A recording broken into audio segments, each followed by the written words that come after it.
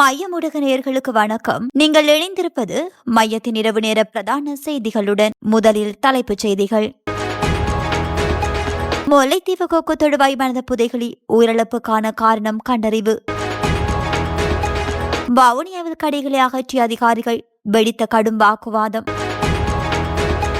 பதவியை துஷ்பிரயோகம் செய்யும் ஜனாதிபதி, குற்றம் சாட்டும் உதய காமன்பில.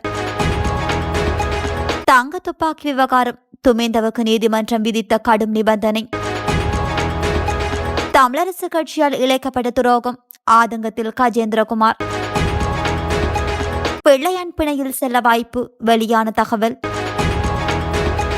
துணுக்காய்வாதி முகாமின் அழியாத பலி, அம்பலமாகும் புதையுண்டு கிடக்கும் உண்மைகள். பழம் பறிக்கச் சென்ற நபர் சுட்டுக் கொலை தொடர்வென விரிவான செய்திகள்.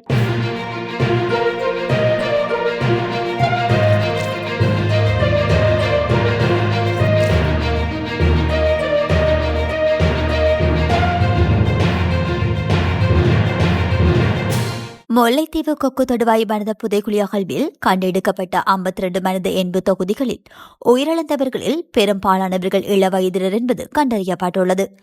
அவர்களில் பெரும்பாலானவர்கள் வெடிப்பு காயங்களால் உயிரிழந்துள்ளதாகவும் துப்பாக்கிச் சூட்டுக்கு இலக்காகியுள்ளதாகவும் பகுப்பாய்வில் கண்டறியப்பட்டுள்ளது. கொக்கு தொடுவாய் மனித புதைகுழி கடந்த ஆண்டு ஜூன் மாதம் 29ஆம் தேதி அடையாளம் காணப்பட்டது. குழாய் நீர் பொருத்தும் நடவடிக்கைகளுக்காக மேற்கொள்ளப்பட்ட அகழ்வு பணிகளின் போது முல்லைத்தீவு கொக்கு தொடுவாய் பிரதான வீதியோரத்தில் இந்த மனித புதைகுழி அடையாளம் காணப்பட்டது. அதன் தொடர்ச்சியாக அகழ்வு நடவடிக்கைகள் முன்னெடுக்கப்பட்டன. முல்லைத்தீவு நீதிமன்றம், முல்லைத்தீவு சட்ட மருத்துவ அதிகாரி வாசுதேவா மற்றும் யாழ்ப்பாண சட்ட மருத்துவ அதிகாரி பிரணவன் ஆகியோரின் கண்காணிப்பு மற்றும் பங்கு பற்றுதல்களுடன் தொல்லியல் துறை பேராசிரியர் ராஜ் சோமதேவ தலைமையிலான குழுவினரால் மேற்கொள்ளப்பட்ட அகழ்வு நடவடிக்கையில் 52 மனித எண்பு தொகுதிகள் அங்கிருந்து மீட்கப்பட்டன. அத்துடன் ஆடைகள், துப்பாக்கி ரவைகள் உட்பட வேறு தடிய பொருட்களும் மீட்கப்பட்டிருந்தன. இந்த நிலையில் கொக்கு தொடுவாய் மனித புதைக்குழி அகழ்வில் கண்டுபிடிக்கப்பட்ட எலும்பு தொகுதிகளின் பகுப்பாய்வு அறிக்கையில் இறந்தவர்கள் ஏன் இறந்தார்கள், என்ன காரணத்தால் இறந்தார்கள், அவர்களின் வயது எத்தனை போன்ற விவரங்கள் உள்ளடக்கப்பட்டுள்ளன. மீட்கப்பட்ட எண்பு தொகுதிகளில் 32 பெண்களுடையவை என்றும் 21 ஆண்களுடையவை என்றும் கண்டறியப்பட்டுள்ளது. இறந்தவர்களின் வயது எல்லை 12 முதல் 53 வயது வரை காணப்படுகின்றது. அதே நேரம் பெரும்பாலானவர்கள் 13 முதல் 30 வயதுடையவர்கள் என்றும் கணிக்கப்பட்டுள்ளது. 32 பேரின் உயிரிழப்புக்கு வெடிப்பு சம்பவம் அல்லது வெடிப்பு காயம் காரணமாகியுள்ளது. துப்பாக்கிச் சூட்டு காயத்தால் 7 பேர் உயிரிழந்தனர். வெடிப்பு சம்பவம் மற்றும் துப்பாக்கிச் சூடு காரணமாக 12 பேர் உயிரிழந்துள்ளனர். பெரும்பாலான உயிரிழப்புகள் வெடிப்பு காயங்களால் ஏற்பட்டுள்ளன என்பது பகுப்பாய்வில் கண்டறியப்பட்டுள்ளது. வவுனியாவில் நடைபாதை கடைகளை அகற்றும் நடவடிக்கையின் போது வியாபாரிகள் மற்றும் மாநகர சபை ஊழியர்களுக்கிடையே கடுமையான முரண்பாடுகள் ஏற்பட்டுள்ளன. இலுப்பையடி மற்றும் வைத்தியசாலை சுற்றுவட்ட வீதிகளில் பல ஆண்டுகளாக வியாபாரம் செய்து வந்து நடைபாதை வியாபாரிகளை அகற்றும் செயற்பாடு இன்று வவுனியா மாநகர சபையினால் முன்னெடுக்கப்பட்டது. மாநகர முதல்வர் காண்டீபன் இதுகுறித்து தெரிவிக்கையில், போக்குவரத்து மற்றும் பொதுமக்கள் நடமாட்டத்திற்கு இடையூறாக இந்த கடைகள் இருந்ததால் அவற்றை அகற்றும் முடிவை மாநகர சபை எடுத்ததாக தெரிவித்திருந்தார். இதற்கு முந்தையதாக கவனஈர்ப்பு போராட்டத்தின் போது மாநகர சபை உறுப்பினர்கள், போலீசார் மற்றும் விசேட அதிரடிப்படையினர் இணைந்து கடைகளை அகற்றத் தொடங்கினர். இதனால் வியாபாரிகள் மற்றும் அதிகாரிகளுக்கிடையே முரண்பாடுகள் மற்றும் தள்ளுமுள்ள நிலையில் உருவாகின. வியாபாரிகள் தமக்கான மேலும் கால அவகாசம் வழங்கப்பட வேண்டும் என கோரிக்கையொன்றை முன்வைத்தனர். ஆனால் மாநகர முதல்வர் ஏற்கனவே ஏப்ரல் மாதத்தோடு கடைகள் அகற்றப்பட வேண்டும் என்று அறிவித்திருந்தாலும் இதுவரை நடவடிக்கை எடுக்கப்படாததால் இனி கால அவகாசம் வழங்க முடியாது என உறுதியுடன் தெரிவித்தார். இதே நேரம் வன்முறை திருப்பங்களை தவிர்க்க போலீசாரும் தலையிட்டு வியாபாரிகளுடன் பேச்சுவார்த்தை நடாத்தினர். அதன் பிறகு வியாபாரிகள் உடன்பாட்டுக்கு வந்து வீதியோரத்தில் அமைக்கப்பட்டிருந்த தற்காலிக கொட்டகைகள் அகற்றப்பட்டுள்ளன. கணக்காய்வாளர் நாயகம் பதவிக்கு ஜனாதிபதி தனக்கு வேண்டப்பட்டவரை நியமிக்கப் போவதாக உதய காமன்பில தெரிவித்துள்ளார். ஜனாதிபதி கணக்காய்வாளர் நாயகம் பதவியை அரசியல் மயப்படுத்தப் போவதாகவும் அவர் குற்றம் சாட்டியுள்ளார். இதற்கு முன்னர் மோசடியில் ஈடுபட்டதாக குற்றம் சாட்டப்பட்ட ஜனாதிபதிகள் கூட கணக்காய்வாளர் நாயகம் பதவியில் கை வைக்கவில்லை. அதன் சுயாதீன தன்மையை பேணி வந்தனர். ஆனால் ஊழலுக்கு எதிரான இந்த அரசின் செயற்பாடு தலைகீழாக காணப்படுகின்றது. குறித்த பதவிக்கு அனைத்து தகுதிகளும் கொண்டுள்ள தர்மபால கமன்பிலவை நியமிக்காமல் அவரை பதில் கணக்காய்வாளர் நாயகமாக நியமித்துள்ளார்.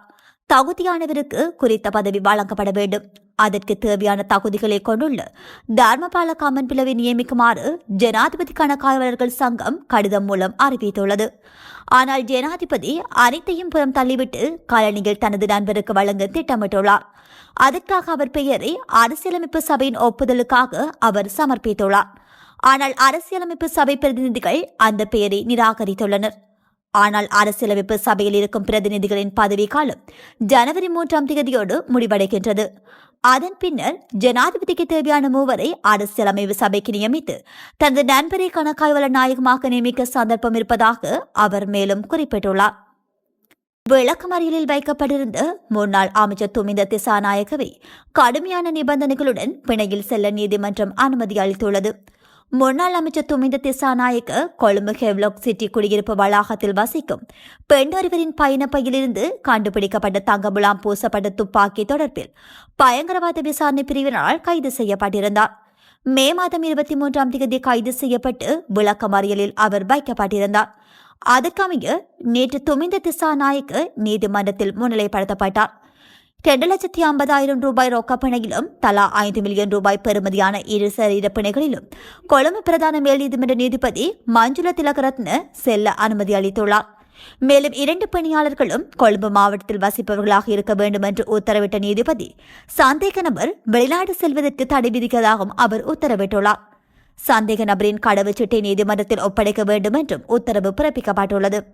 சந்தேக நபருக்கு எதிராக வழக்கு தாக்கல் செய்ய வேண்டுமெனில் துப்பாக்கியுடன் அவர் கைது செய்யப்பட்டிருக்க வேண்டும் என்று சுட்டிக்காட்டிய அவரது சட்டத்தரணி சம்பத் மெண்டிஸ் சம்பவம் நடந்த நேரத்தில் சந்தேக நபரிடம் துப்பாக்கி இல்லை என்று நீதிமன்றத்திற்கு தெரிவித்திருந்தார். அதன்படி தற்போது முன்வைக்கப்பட்ட ஆதாரங்களின் அடிப்படையில் சந்தேக நபருக்கு எதிராக வழக்கை பராமரிக்க முடியாது என்று ஜனாதிபதி சட்டத்தரணி தெரிவித்தார்.